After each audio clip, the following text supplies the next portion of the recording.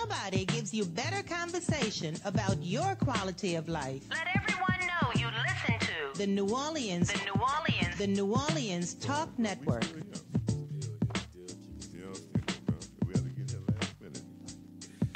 Welcome back to the New Orleans Talk Network. Good morning. Live, lit, personal, local. This is the Talk What You Know edition. The light. All kind of lights. Turn up the lights. You are the light. Hi, good morning, my I'm the light that's you're not gonna find this light on the shore in St. Tammany Parish talking about some lighthouse. No, I'm a light-skinned black man. I can light up at night. What's up, man? My name's Terrick Jones, a.k.a. 2.0, also known as Bang Boris Sites. A lot of y'all out here who do a lot of guerrilla marketing and stuff like that. This is Talk What You Know, the Hostages That Fight Back edition with my partner in crime, Brother L. Mims, New Orleans community activist. Been one for 30 years plus now. We've been a little bit hiatus over the last few weeks. Dealing with the storms. We came back last week. We talked about recovery and stuff like that. But the whole initiative up until August the 14th and the runoff is the 2017 mayoral election that's coming up very, very soon. Council elections also. Council at large. Just elections. Very, very important elections. You're right. We're going to all catch it and everything. Yeah, we're going to continue to talk about it. We're going to continue to state facts and opinions. But most importantly, we want to hear from you, the people. So give us a call at 504-341-8255. Also, you can chime in live. I will read your remarks live on the air on Facebook Live. So comment. If you can't get it on the phone lines, comment. We'll read your remarks live and see if we could get some answers. We're expecting a few phone calls today, so stay tuned in for some phone calls. We got a candidate coming in, Brother Mims. They'll be calling in. It may be a couple of. Let's see what the day has. So we got some candidates. Brother Mims been out here. He been working the phone lines. He been talking with people. He been using his prestige recommendations that he's been building up throughout the years. This is why we do it. This is why we have political friends. We have political associates, because when it comes around this time, we want to hear what they're all about. We want to hear what the truth is. So that leads us to today's topics. Who can you trust? Point blank, period, with your vote. Who can you trust with your vote, New Orleans? It's an important time of year. It comes around every 4 years. For the last 8 years, we've been having certain leadership that has been directing the city in whatever direction you feel has been best or not best. But nevertheless, we have leadership, and leadership will be changing soon. So who do you trust from 2018 to 2022? Who are you going to trust? And New Orleans has the issues, and we're going to talk about those issues. Brother Terry, I'm somewhere down the line before we get off the air, I'll be talking about who I ain't trusting, because I think that some of the events that have happened over the last month has swayed me to know that there's some people that I can't trust, and there's some people that need to be doing their job, and we in a pickle, man, if I may say so. We gotta bring trust to another level, man. Well, trust has to be something that you earn. It's got to be earned. Huh? Yes. Okay. You have to go out and earn trust as a candidate, and the people trust needs to be earned. Who do you trust in telling you who to vote for? Who do you trust in, your research? Let me say something to Terry. There was an exercise that we used to do when I was training for fighting. We'll say about trust. But let me say that this is you. You stand up, close your eyes, and I want you to just fall back. Just do the demonstration. Come on, let's do it then, Brother Mims. Come on, let's do a little demonstration on trust, you feel me? Come on, stand up.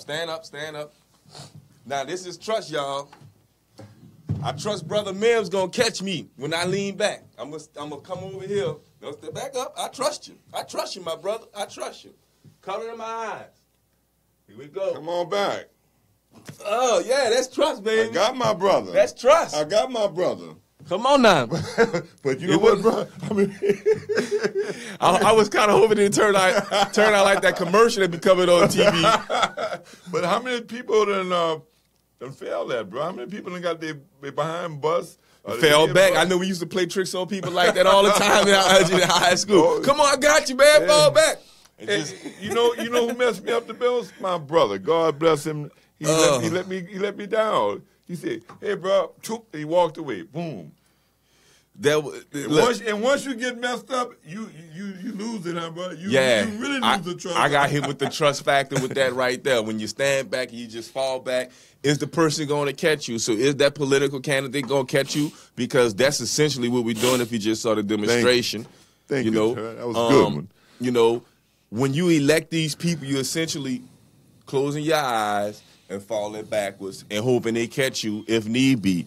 Right about now, we got some people in the seat that just let some people fall flat on their asses.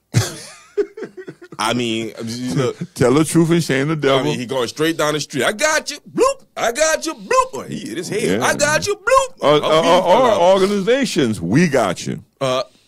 Hint, hint. It's parade. Let me stop.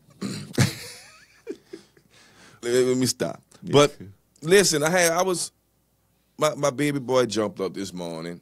He 3 years old. He going through the potty train phase right now. And, he jumps up out of his sleep, wake mommy and daddy up. I don't know why he woke daddy up. But wake mommy and daddy up just to use the bathroom. And I couldn't get back to sleep. So I started, going strolling, surfing and that. And, just seeing what's relevant, what's not relevant with New Orleans these days. And I found an interesting article on NOLA.com, and it was written, it was posted September 11th, so that was yesterday. Mm-hmm. Oh, speaking of that, rest in peace to all our first responders in 2001 on September the 11th. Yes. The most devastating event happened in United States history. We were attacked. And we all know the story. So I want to say rest in peace to all those men and women who went up those flights, knowing it's one thing to know you're going home to your family, but it's another thing to know you're not going to make it home continue to keep moving forward. Still doing what you're supposed to do. If I couldn't have went up those smoky flights, knowing that it was hit by a plane, and we got another 60 or 70 flights before we could even get to the people that really need help. And I respect that, Terry, what you're saying. I respect you highly for what you're saying. You're not a coward, but you're saying that you have a lot, you're a young man, you have family, and that's what I think was more that who's going to take care of my family? Who's going to do what they need to do for my little boy, my little girl, for my wife, for my mother? You exactly. I mean, to carry out that task, tremendous courage. And I want to just thank those men and women who had the courage to go out and try to save as many lives as they can and lose their lives. The ultimate sacrifice is life. But getting back to what I was just talking about, the catch basin situation. Listen, let me just kind of I was trying to find the name of the person who wrote this article because I read the whole thing. Richard Rainey. Posted on theNOLA.com. This was a great article, and it's titled "Cleaning New Orleans Catch Basins Causes Race and Politics Collide." And I'm gonna just stroll down all the way to the end. This is Stacey Head. This is Ramsey and Gray. Okay, and I'm gonna explain, but I'm gonna read the last paragraph in the article. Wow, you got a group right there, huh? That's Stacey Head, counsel, Gray, counsel. Wow. And Ramsey, they all counsels too. The white girl, the black woman, and the black man. Okay, I'm gonna just read the last paragraph. Essentially,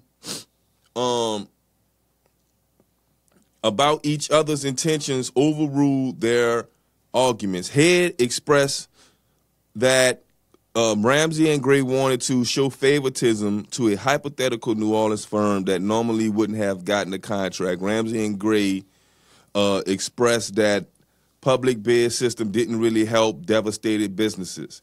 Help Head acknowledged, however, that both sides were far off from the same goal, encouraging that black-owned businesses successfully find government work. And this is in quotations, this is what Stacey Head said, "I think that you have the same philosophy, understanding the position," she said to Gray. "It's just that how do we get there?" And with the whole argument started like this. Mitch Landrieu, who will let you fall on your ass if you fall backwards. He's not going to catch you.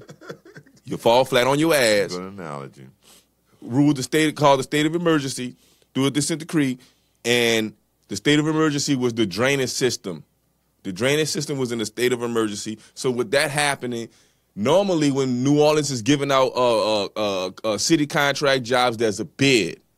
You know what I'm saying? And traditionally, black-owned businesses don't win those bids. Oh, no. So due to the state of emergency for the drainage, the bid, you don't have to bid because it's an emergency. You have to you're going to lay up there and just give out the contracts. Give out the contracts to local people who hire local people, local companies that's from New Orleans who hire people from New Orleans. So you hired a company that's from New Orleans to actually assess the problem. You hired another company that's from New Orleans to actually go in the catch basins and get the trash out. Now, Stacey Head opened up a bid and gave out a bid to the lowest contractor to clean up the debris from the catch basins, debris that's left on the sidewalks and the curbs.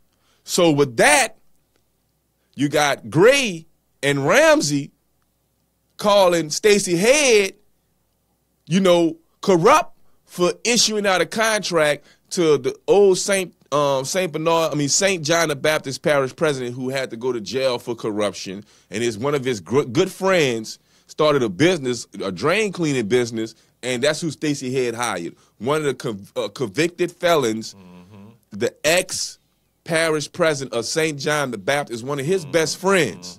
Matter of fact, the company was named after the ex-parish president, the corrupt ex-parish president who has been convicted. The drainage company was named after him.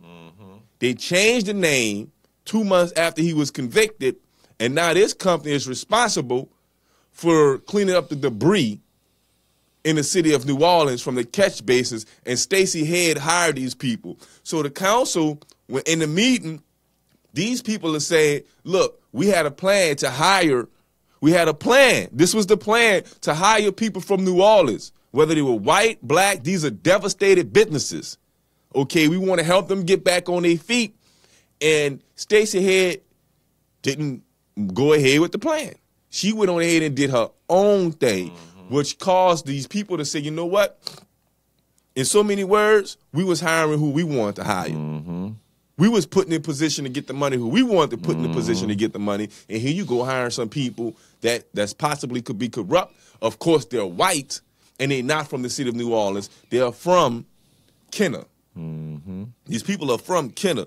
So Stacey Head, Ramsey, and the other council member, Gray, has, been at odds with each other, and racial intentions have collided because we have a white councilwoman, a black councilwoman. Council at large. Council at large. She's at and she's been the president of council, and she can seek re-election because she has not sought re-election, and she going out with a bang. Ain't that something? So who do you trust? Who do you trust in this situation? Is that the situation of a good old boy system? Is Stacey Head just trying to make sure that she's getting her people who's helping her in her position? And Terry, that's what I want to say is that, we live in a city, we talk about crime, we talk about locking people up, but we got 52% black males are unemployed. And when I see this construction and the construction booming business going in New Orleans, and I see very few black men. I see all the streets being dug up, and I see very few black men. So what I'm trying to say is, don't you think that when a man can or a woman, because there are women on constructions and other sites, all this construction going on. When you can take care of your family, I think crime will go down. And that, look, what's the number one reason people going out here and selling drugs for? Let's just keep it real. What's the number one reason? Money, right, brother? That's right. That's right. Now you got some knuckleheads out here who don't know no better. Got a mommy and a daddy in the house, Wow. mom a nurse. You know what I'm saying? You Daddy always bring it working to for the another Soldier level, Water bro. Boy for the last 30 years. Got a whole pension out here. Boy, you had a whole car in junior high school. What you out here selling heroin for, I don't know. But there's some real issues when it comes to selling drugs. I know firsthand. You talking to somebody who used to move at work. You know what I'm saying? But I was broke. You know what I'm saying? Now I realize the mistakes I made. You can't front me no work right now. I was a young and I was dumb. But that's my testimony. And I'm a former substance abuser. You know? I've been there. So Brother Mims also can attest to that. You talking to people who experience it on both sides of the field. You know what I'm saying? And locking them up ain't gonna make it, bro. Locking people up is only going to make them better criminals. The justice system doesn't, I thought this whole thing was designed to, rehabilitate people, but obviously people go to jail and they stupid criminals and they come out of jail and become better criminals. So I have no confidence whatsoever. I do not trust the justice system whatsoever. Our incarceration system is in shambles, but that's another story. I just wanted to talk about the people who out here committing these hustling. Y'all out here, you're trapping, you're hustling. And my message to y'all is simply, it's a dead end highway. It's three things that's gonna happen. One, the best of the situation is you're gonna wake up and get your mind right. Come on, bro. You're gonna wake up and get your mind right. I tell people all the time, if a child don't change the way you see this world, nothing will. One of the greatest things that ever happened to me is my firstborn, Junior. You know what I'm saying? When he was born into this world, when he was birthed, how old are you now? 9 years old. Come on, man. 9 years old, about to be 10. And they're intelligent, bro. They got common sense, bro. When I held my son for the first time, that changed my whole life. You know what I'm saying? Because I say this is all on me now. I just can't live for myself. Can't point no fingers at nobody. You know what I'm saying? So he is totally dependent upon me. Daddy got to be here. Daddy can't be dead.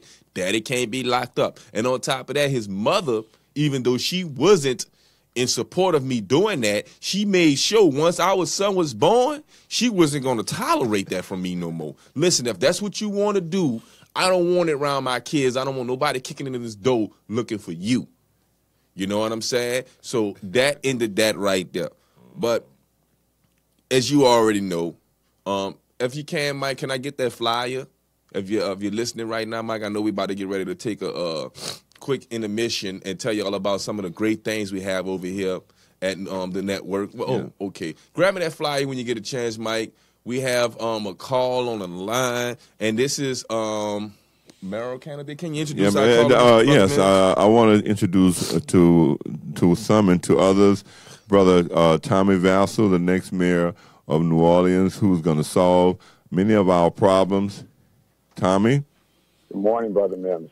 Hey, did you hear me, Tommy? Thank you, Mike. I did hear you. Okay, it's short and sweet, bro. You don't need no real big introduction because you're a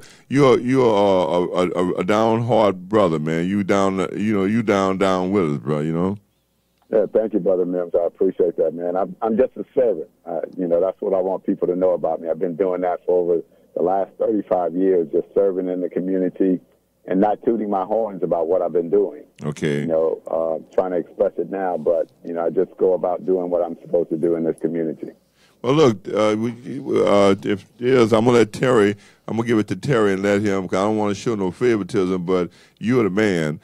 Terry, would you like to ask Brother Yes, Thomas? Mr. Vessel, how you doing this morning? Top of the morning to you, my brother. Congratulations on the candidacy.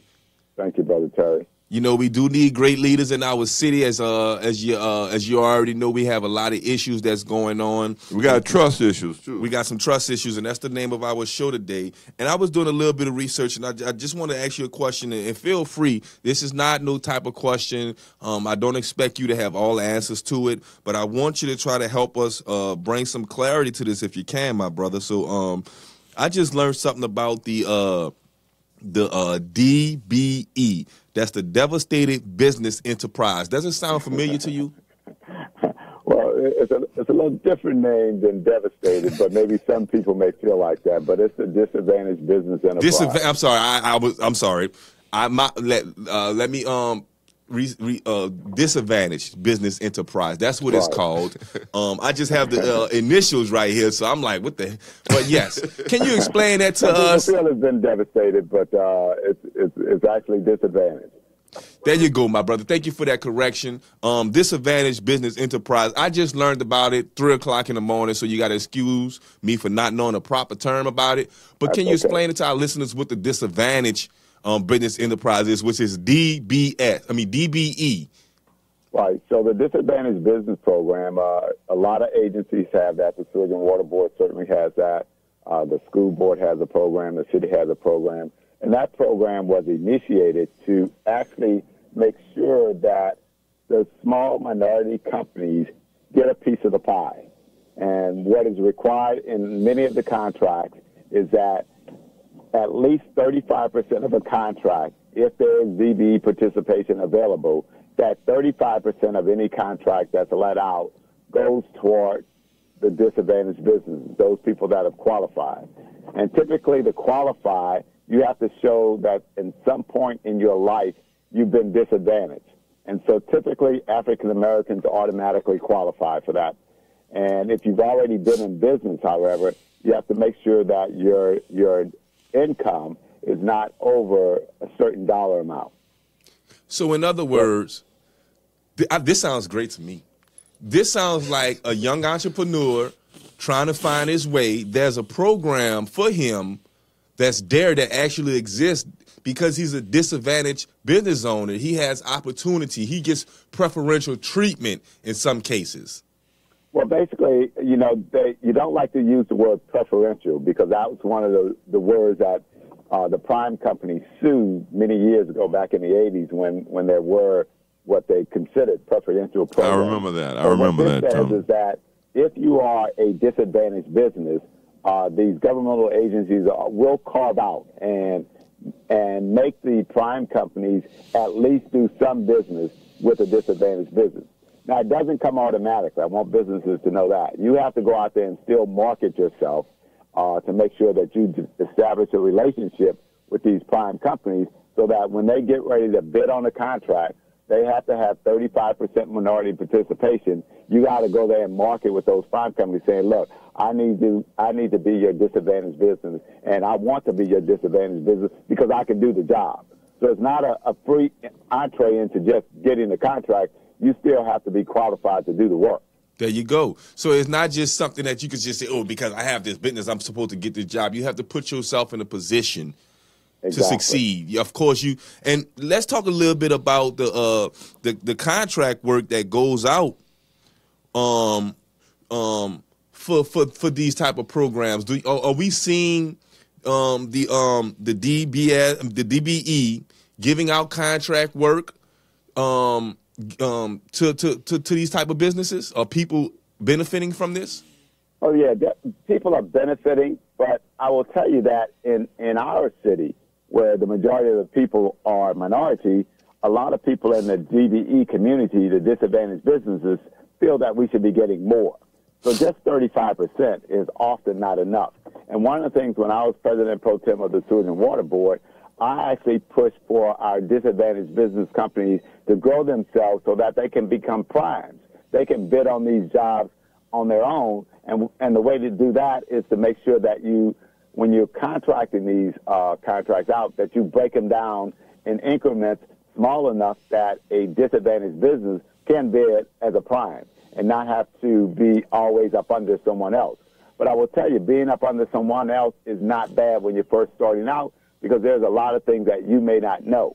And I know I've dealt with this with a lot of contractors. Some people didn't quite know how to estimate jobs as well as they should have. And so that sometimes causes them to not do well and win the bid. So it's almost like an apprenticeship. You know, if you get with some of these bigger companies, and you have to develop a relationship with them. Don't let them just give you a piece of work and say, go do the work. Try to establish a relationship with them so that you can learn how they're doing things. It's the same way when I started in my career. I started off working with one of the biggest international accounting firms in the world. So I learned how they were doing things, And then 5 years later, I decided to open up my own shop and go do the same things that I learned from them. So it has to be the same way with these disadvantaged business companies, that you can also use that relationship as a learning tool until you understand your craft a little bit better, and then you can go out there and bid as a prime, and maybe you can help some other small disadvantaged businesses. And that sounds that.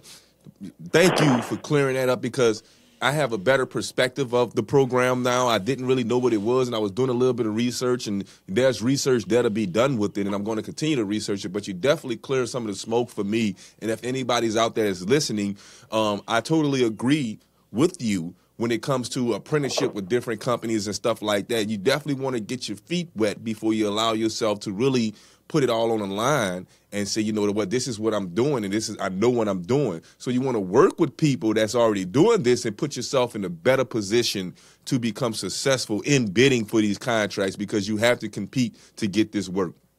Exactly, because keep in mind the DBEs, you may be a trucking company, but you may not be the only DBE trucking company. So you got to go and compete against other people that's on the same level with you. So it's still a competitive process. And, when I was on the board, some people didn't like the fact that one company might always go with a trucking company. Well, that trucking company had already established a relationship.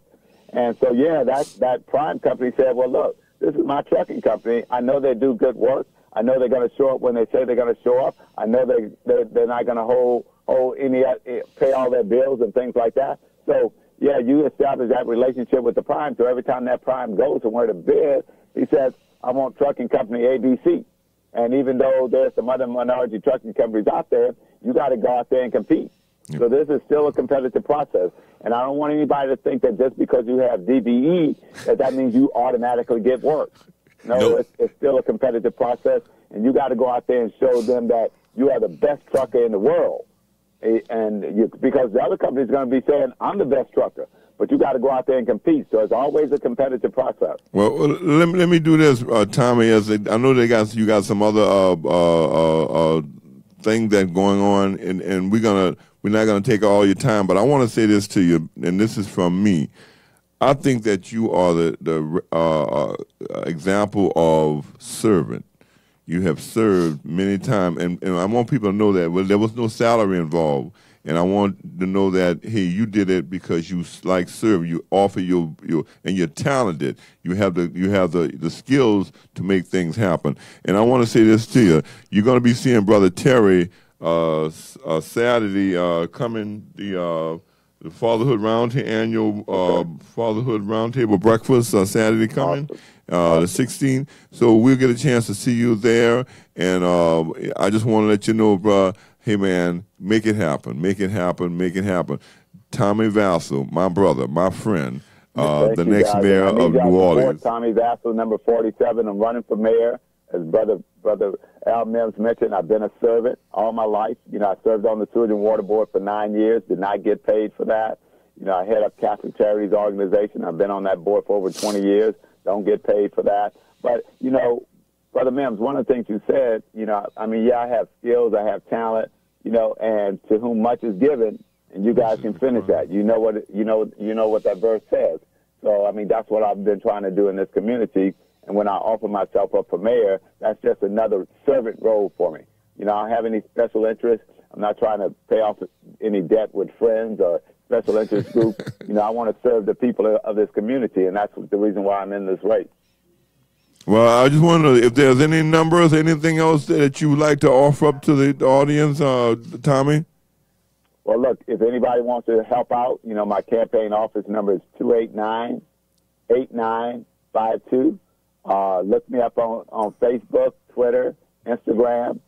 Follow me. Look at what I'm doing out there in the community. Come out to some of the forums so you guys will get to hear the difference in what I'm talking about versus what my opponents are talking about. Because one of the things that I'm talking about is to rehabilitate and not incarcerate our young brothers and sisters out here. So I'm not hiring all these police officers to incarcerate people. I think we spend too much money on incarceration. I think we could spend a lot more on rehabilitating, and that's what I plan to do as your next mayor. Hey. Hey, Tommy, I got you, bro. I will see you later on, bro. Have a great day. Do what you do. Thank you. Serve, bro. Serve. Thank you, Brother Terry. Thank you, Brother Mims. I appreciate both of you guys. Thank you, Mr. Tommy. All right, have a blessed day. Thank you. And we look, that is Disadvantaged Business Enterprise, the DBE. And you asked there was a lot of people out there. I was getting calls. They wanted to know about that. And Terry, you brought up you took a elephant off a lot of people's backs because a lot of people, they don't know. I mean, ignorant means you don't know, and they wanted to know. And Tommy, thank you, Tommy. Thank you. He broke it down to the lowest term. You know, he even know the proper term for it. But you asked a question though, Terry. Yes, I just found it. I didn't know that existed, and that's something. Listen, we're talking about trust. Who do you trust? That was Tommy Vessel, mayoral candidate for 2017 of the city of New Orleans. And he stands against I put his record of serving next to any one of those candidates. Taking out time out his busy schedule to come talk to us over here, getting live, getting lit on the New Orleans Talk Network. Man, he was and in I'm a not truck. talking about drinking when I say lit. When I say live and lit, that means that green light is on and we live, baby. The green light is lit to go. And we're going to be lit up for a couple of weeks now. We're going to be lit up. Listen, we got the Fatherhood Roundtable annual breakfast Saturday, September the 16th. You're going to be there, huh, Terry? I will be there. You're going to ask the questions, I'm going to ask the questions. The Dr. Martin Luther King Charter School in the 9th Ward. Dr. Martin Luther King Charter School right there in the 9th Ward. As soon as you cross over that bridge. And it's free. And it's free. Free food. Free orange juice, free apple juice. And you're going to have some important people in the building. Right. Brother Alvin Mims, myself, include members of the Fatherhood Roundtable. And the only stupid question, the one you don't ask. And they'll be giving out awards to the young men for achieving. And young girls. And young ladies. Right. Our next generation for achieving phenomenal goals. Yes. They're going to be getting their stuff in order, you know, for the future, and these young men and women are going to be acknowledged for that. So we got to pay a few bills. We let y'all know about a few more shows that come on the New Orleans Talk Network. We're going to be coming right back, and we're going to be also talking about what happened last night, y'all. I know y'all seen it. Just a little bit. We're going to get a little bit off track, but we're talking about who can you trust. Can you trust Drew Brees? Oh, yeah.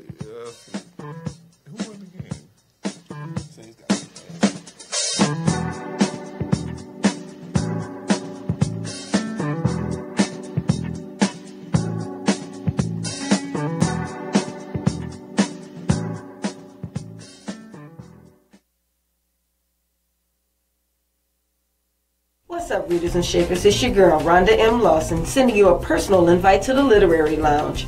Tune in to Horizons with Meet the World Image Solutions each Wednesday at 7 p.m. Central Standard Time for the best in literary conversation.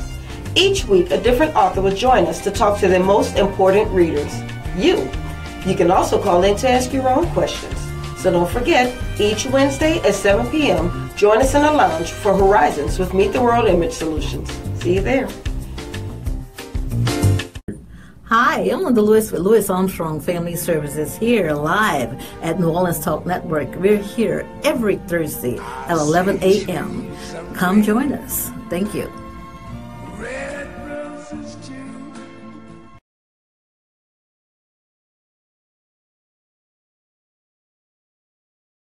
Are you looking for a home to live stream your next event? Give us a call here at Bethesda Community Event Center, the only place on the Gulf Coast that can host and broadcast live your wedding reception, your baby shower, business seminar, and any other special event. Give us a call at 504-708-9454 for more details.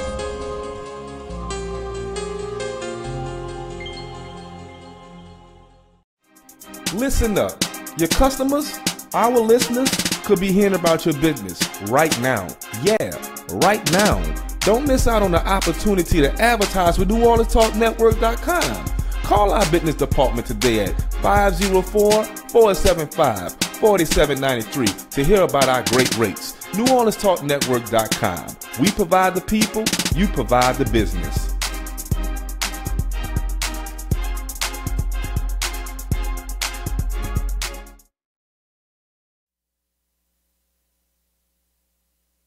You better conversation about your quality of life. Let everyone know you listen to The New Orleans Talk Network.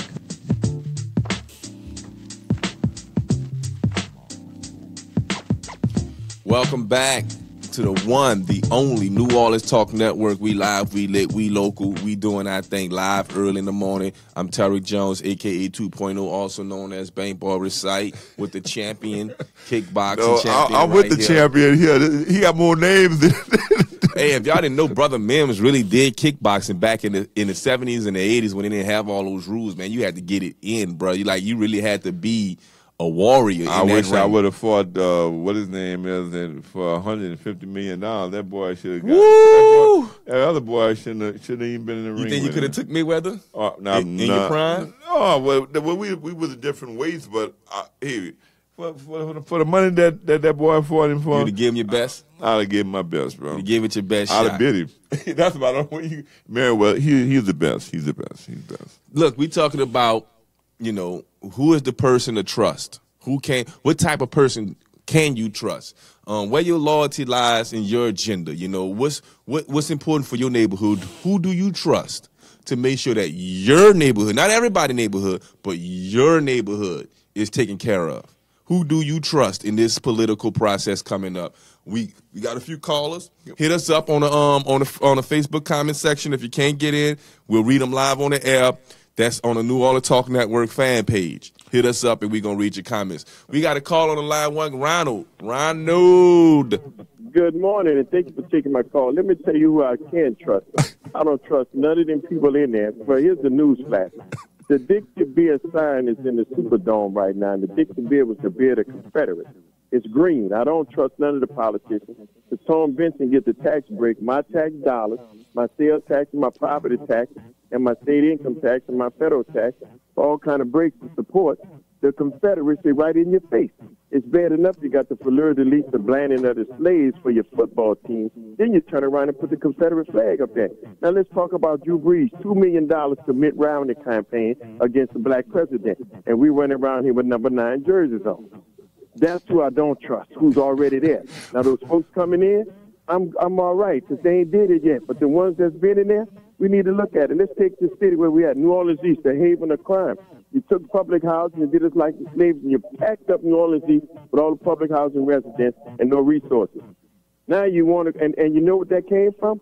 Some of the same politicians that we celebrate and talk about today, from 1975 to 1995, they said, remember the kids were going to cut the projects down, shut them down. It was about to kill them. So they shut their mouth and they did it, and they put all these apartments out there, those slum apartments.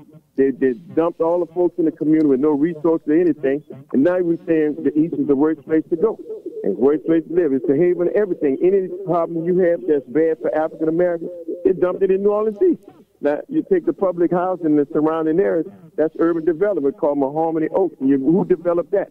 That was a former politician, a council member, and a school board member. So we got to talk about what's been going on. And let's talk about our mayor. If you remember the battle with Mitch Landrieu and Sheriff Guzman, it was about cement, folks. If you remember, LaToya Cantrell, right, was going to do a cement yard in Zion City.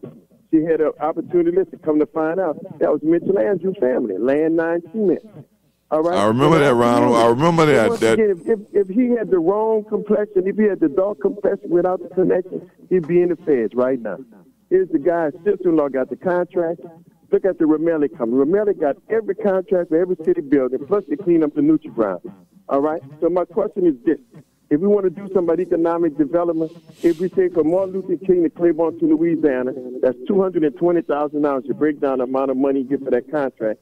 You put some of them black folks in this neighborhood to clean up those Nutri-Grounds and keep them going, crime will go down. We do it all throughout the city. We got Elysian Fields, Claiborne, the biggest streets in the whole city. Matter of fact, Claiborne is the longest in the country. And not one black cutting. You see everybody but us cutting the grass. It's Ramellis. And how many Ramellis get the money to? So, at the end of the day, let's talk about what they've done. Now, as I close by saying, we always ask the politician, what have you done? Well, let's take a Tommy Bass. What he been doing? They said it's going to take us 3 months to take the water out of the city. He did it in 11 days. The workers that took the water out of the city, the on-the-ground workers, they brought them back. They stayed at Leanders and Claiborne. And that's what happened. He brought them back, and they did it. Now, Mitch Landrew, I can show the documents. They got the FEMA workers with the white shirt and the white people. That's who they hired for sewage and water board that don't do anything. It's system analysis. I got the positions, the job, and all, and the council approved that. All right, and these people came on making $50,000 plus a year minimum. All right, you got to pass through the council. So at the end of the day, here's folks that's been doing something. Let's take Nicole Shepard. All right, been working. Everybody needed something done in court, and whether it's legal, the legal part, whether it's civil or criminal, they call Nicole. We work with all kind of private organizations, Miss Armstrong Foundation, you name it. So it's time to run for judge. You got to find some kind of. Yeah, folks haven't done nothing. Yeah, one guy said on the school board what he done. All right, the other guy, we don't even know where he come from. And then we have always Morris Reed. You know, so at the end of the day, we have to look at what have you done. You always ask the question, but I close by saying this. All these fake Jake community active people talk that noise. Well, guess what they all boil down to? What they say, Tommy can't win because he ain't got no money. A garden tool is a garden tool, and I'm making it clean. A garden tool is a garden tool. You call it what you want. If you ain't got no money, you could take your philosophy and get to stepping. So now it's our opportunity to put candidates in that's about us. But you're not doing it because you ain't got no money. So thank you for taking my call. And once again, remember, there's a Confederate flag on the low in green in the Superdome called Dixie Beer. And if you look at the Dixie Beer logo, that is the Confederate flag. Folks, it's our tax dollars. I'll Mike. see you guys soon and keep it up. Ronald, Yes, I'm gonna tell you something, bro. You're a walking dictionary, encyclopedia, a history book. You hit it, quit it, and jump on with it. You told a story. You got it out, and I thank you for being my friend. That's my brother from another mother, Ronald. You doing what you do. You already know, Al. We can't shut up. When they was coming bring back New Orleans, we was the only people raising in oatmeal. Me, Al, and Miss Priscilla. We was the only chocolate. We was the only raising in oatmeal. And they was talking about putting waterways and making green. All right, Ronald. Yeah. I want to let them know, bro, that how many that I know shout out, bro. How many people even some of the people I've helped, I've had more threats in my life than Jesse James, huh? Right. I just saw a guy one day who was about to shoot. I don't know what I was thinking of. I was tripping. I really wasn't worried about Al. I was worried about his son. He was like about 6 years old. Yes. The guy pulled a gun out. I just walked to the guy, talked to him, took the gun from him, and I thought about that 3 days later. I almost passed that. I said, I must be out of my mind. But I'll do it again if I have to by a second thought. Ronald, at the end of the day, man, Al a good brother, and he raised a real good son, you know. And but you got to give it to him like it is, you know. And I thank the brother because, you know, the man say, I can't come. I'm going to send my only son. So, and that's our mission as men. We're supposed to have our son to represent us. If I can't make the meeting, my son should be able to do it. That's what's up. Hey, Ronald, I was listening to you talk, my brother, and I found it fascinating to hear you say it. And I found out this Dixie Beer advertisement that just came out and all this other stuff. I really would like to know what you were talking about when you said that there's a Confederate symbol on the logo, and I want to know where that's at so I can identify it. And pull up on your phone the Dixie Beer logo. It's the beer of the Confederacy, and it's a green flag, same stripes and everything like the Confederacy, just in green. Gotcha, my brother. And it's in the Superdome. Tom Benson bought it, and he put it in the Superdome. See, it's a subliminal thing. We got the statues. We were going to put that Confederate green flag up for you. Hey, Ron, let me say this to you, bro. Look at the symbol for Dixie Beer. I know they got. I'm looking at them right now, my brother. I'm looking at them right now. I see some Confederacy. I see some Confederacy on there. You know what I'm saying? There's different logos, but I got you. Demand that they take it down, but you know what though? We need to demand that we give those tax breaks Tom Benson again. We need to rescind them, bro. Yes. We need to rescind him because he made enough money. He don't need no more money from us. That's right. Put this on the field. That's right. Drew Brees got $2 million to get a Mitt Romney against Obama. All your Obama folks that now he gave $2 million to go against Obama, and y'all around here with number 9 jerseys. Ronald, at least where they branded the slaves from running away, and you ain't saying nothing. Ron, I want to tap your memory for a minute. It's about 3 years ago. If you remember, I don't know what it was. We was in the city council chamber. We was there for 10 o'clock, and we talking about some serious issues in the community. And you and I, we got there early. We you know the parking meters. We got to run back to the parking meters because it's $6 for 2 hours to go park it downtown. You know that for parking meters. But anyway, we saw that the council stopped what we were doing, we talking about lives and saving the children. I think our Children's Foundation, and beholding that they stopped the regular proceedings to let Drew Brees come in. He's a busy person, and let him do his franchise on Walk On. They did the hamburger game. Some guys with the sandwich, right? Yeah, and right there in Riverbend, right? The same players come in the court. Let me give you some game. For the Cardell Stewart trial, the Cardell Hayes trial, they let the same players come in the court. They filmed it and sent it out. They won't blame it on other people. Everybody else got searched because you play football. At the end of the day, you're a football player that's playing a child game that's getting paid. That's right. Now, can I have a minute to give you the religious view on football? I got a minute? Got you, my brother. Go ahead. All right, here we go. The Roman Coliseum, right? The king was bored. He had his two gladiators out there. They run up and down the line with their shields on their arm, and whoever gets on the ground, the king is up or down, and they kill him. Now, let's break it down. That's the king sitting in the Roman Coliseum, the very first it was. His gladiators had a shield made like an ovary, all right? And then the king wanted to feel good again. He'd get a virgin, cut out her ovaries, and eat them, all right? So you look at it, on Sunday, we got the guys running behind a football that's shaped like an ovary, and we got the Roman Coliseum that's still picked up in there. And who's the king? King Benson. And who are the servants? We are. So, let's take it. I don't know, it is what it is.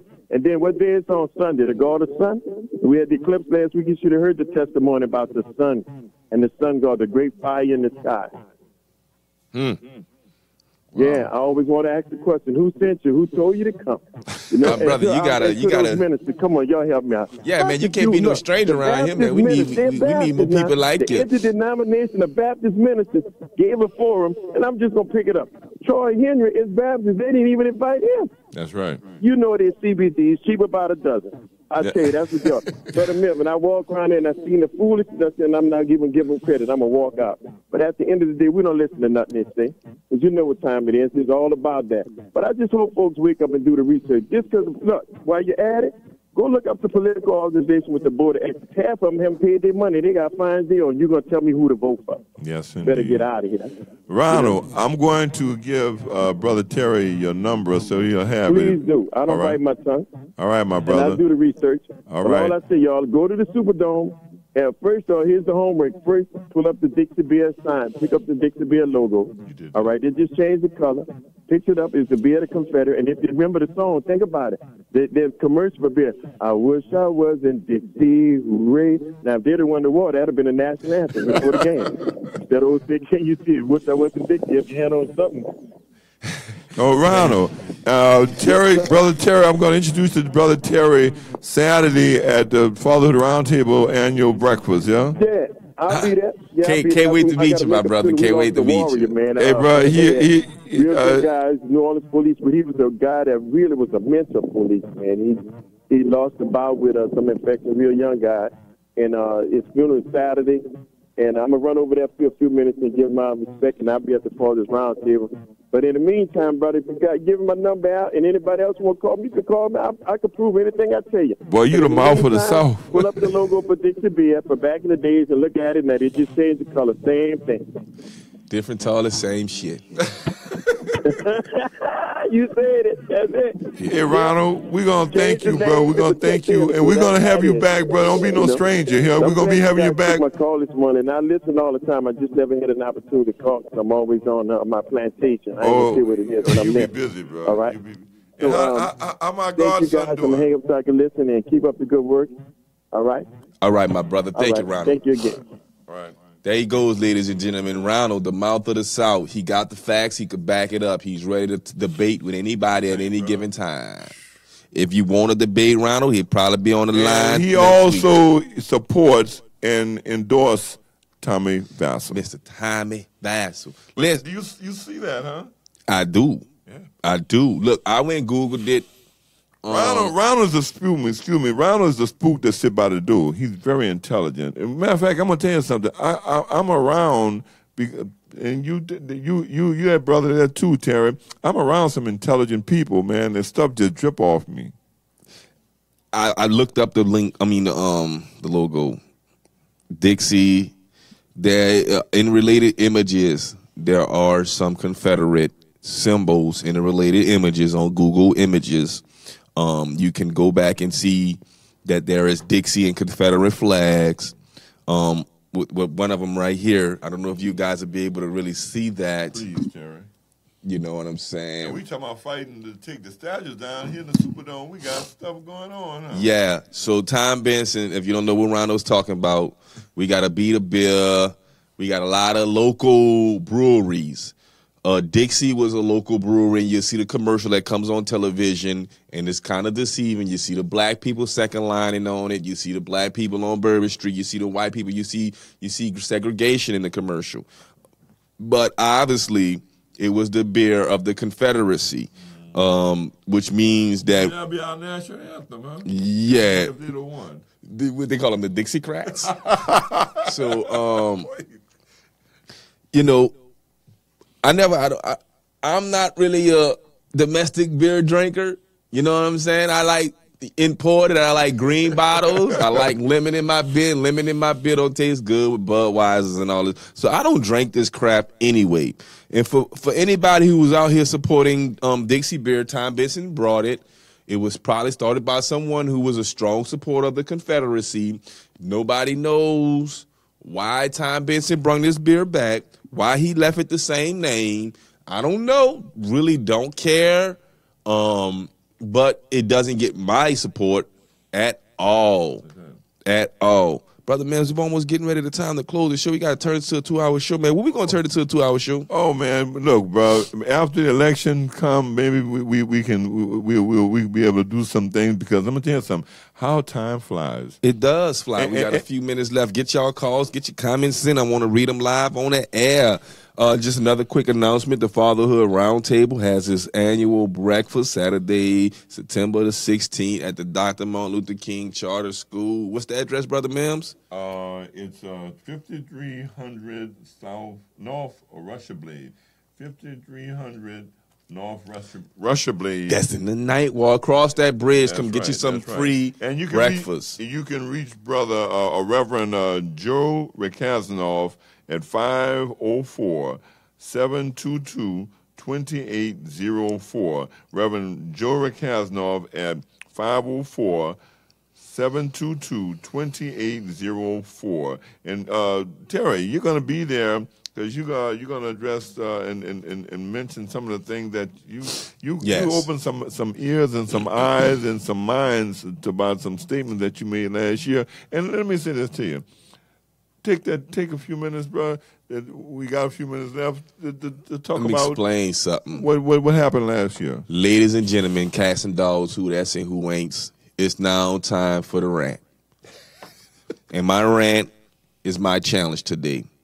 Okay, I don't know what the hell is going on with people in a political process that's in our community. This country was developed upon political process. They had a couple men, hint, Europeans, laid up there and made some rules. You heard me? And it was developed a political process, and that's what this country operates under, a political process. What's good for the gander is good for the hen. I don't know if I said that right or wrong. You know what I'm saying? But if it's working for white people, it was designed for white people to live and prosper and do all kind of great things within the confines of this continent we live on called America, North America. And here we go. We are 400 years removed from those days, and now we have this dilemma. Black people can't get ahead. We got to do things like make disadvantaged business enterprises and all this other stuff for disadvantaged people, economically disadvantaged people, spiritually disadvantaged people. We also have mentally disadvantaged people. A lot of things dealing with black people fall under that disadvantaged category. We have to uproot ourselves, like Major Payne said, uproot yourselves, my Brussels sprouts, because tomorrow comes the hard part. You know what I'm saying? So if we go back in the past, you know what I'm saying, the easy part was getting our rights. That was the easy part. Now the hard part is, you know what I'm saying, we have to build on that. And it's been 50-something semi-years ago, and we haven't built on the things that took place back in those times. We have not built on it. We have not fully understood the political process. We don't want to embrace it. We think it's set up for white people. Listen, let me tell y'all something. If we take time to fully understand this political system, like we take time to fully understand power and love and hip hop and how the Saints office work, we would be better off as people. This disadvantaged business enterprise is set up for people who want to be successful in business but don't have certain opportunities. Come on, bro.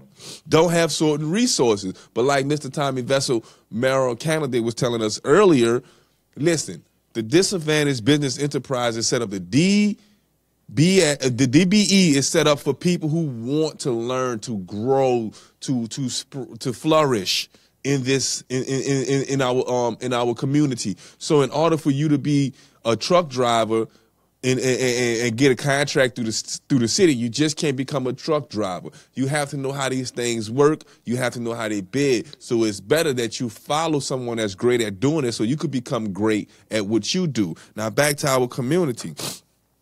We got hard heads like the 7th Ward residents. We don't want to go vote. It's the Axe Challenge. The Axe Challenge is this.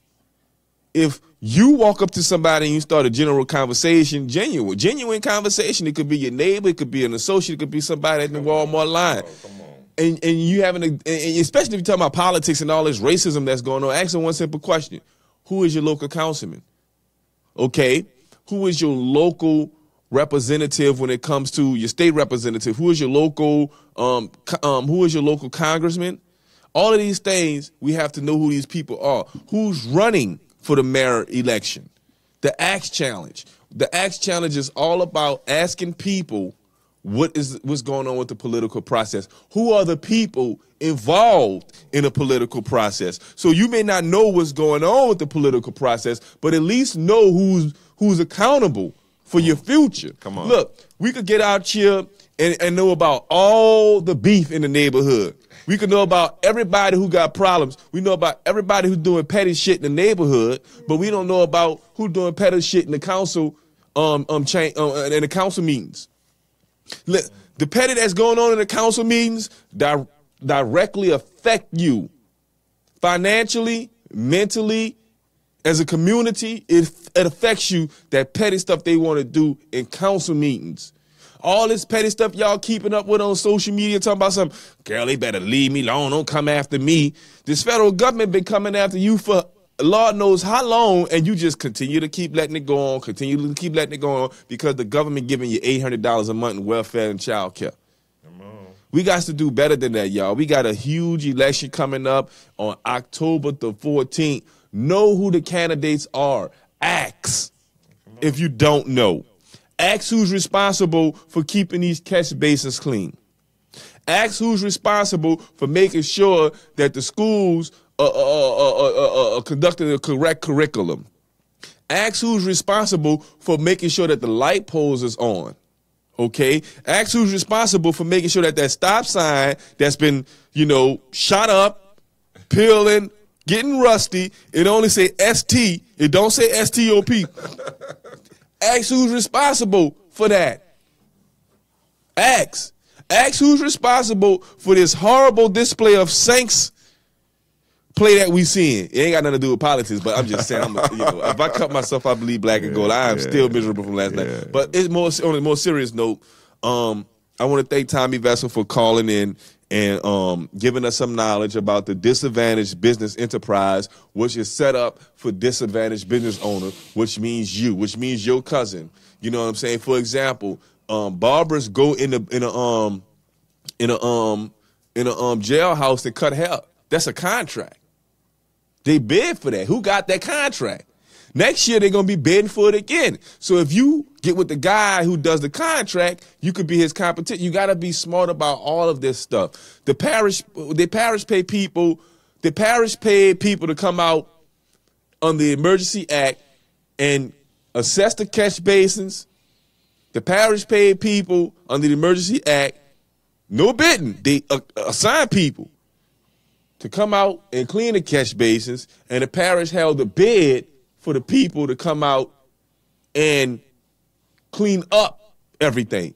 So it wasn't no bid, which probably a disadvantaged business got the job to assess the catch basins.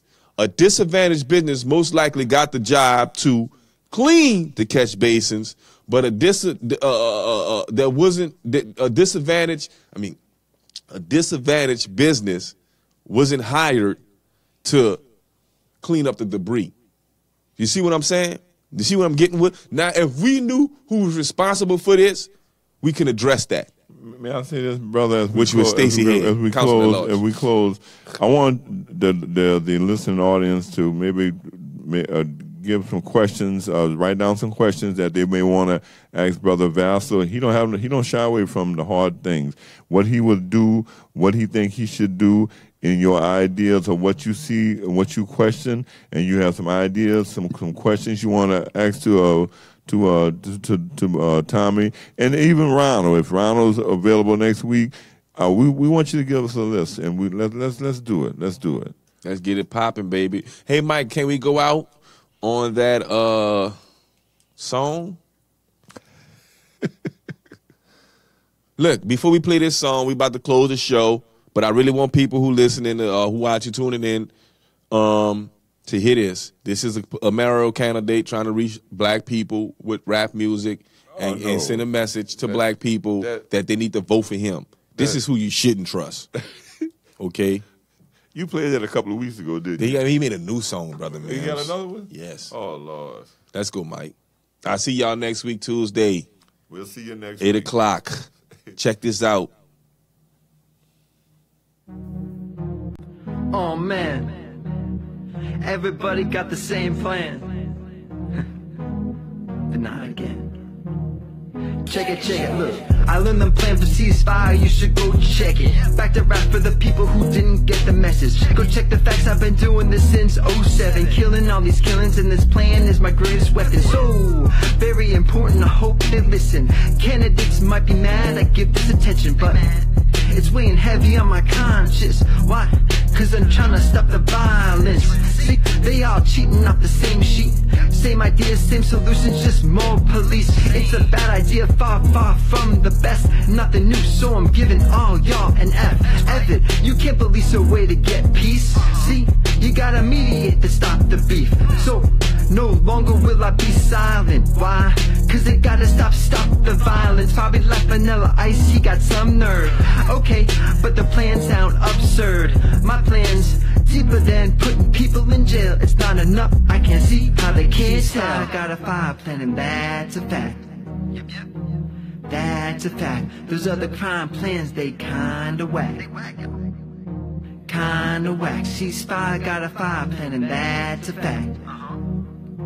That's a fact. Those other crime plans, they kinda whack. Kinda whack. I don't wanna hear about it ever again. Doing the same thing won't make a difference. 150 for police, 50 for prison. That's 500 mil, the crime rate risen. But it's not about the money, I'm just saying it hurt. Not to put it into something that's proven to work. Yeah, life is valuable, I know the you better conversation about your quality of life. Let everyone know you listen to The New Orleans Talk Network.